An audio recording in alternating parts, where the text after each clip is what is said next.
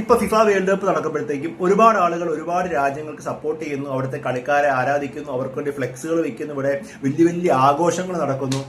നമ്മുടെ നാട്, നമ്മുടെ ഇന്ത്യ എന്തുകൊണ്ടാണ് ഇത്രയും വർഷങ്ങളായിട്ടും ഒരു ഫിഫ വേൾഡ് കപ്പിന്റെ ഒരു സെലക്ഷൻ ഇതിനകത്തിൽ പോലും എത്താത്തത്?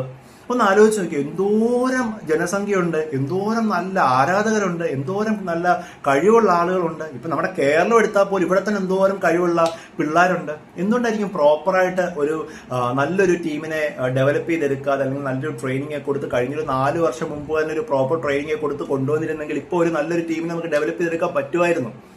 അപ്പം കഴിവുള്ള ആൾക്കാർ ഒരുപാട് ഉണ്ടായിട്ടും ഈ പറഞ്ഞ ക്രിക്കറ്റിനാണ് കൂടുതൽ പ്രയോറിറ്റി കൊടുക്കുന്നത് എന്നാണ് പറയപ്പെടുന്നത്.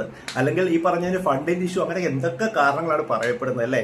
എന്തുകൊണ്ടായിരിക്കും അങ്ങനെ നമ്മുടെ നാട്ടിൽ നിന്ന് ഒരു നല്ലൊരു ടീമിനെ ഡെവലപ്പ് ചെയ്ത് അല്ലെങ്കിൽ ആ ഒരു ടീമിലുള്ള ആളുകൾക്ക് ഒരു ഫിഫ വേൾഡ് കപ്പിൽ കളിക്കാൻ പറ്റുന്ന ലെവലിലേക്ക് ഡെവലപ്പ് ചെയ്ത് കൊണ്ടുവരാത്തത്?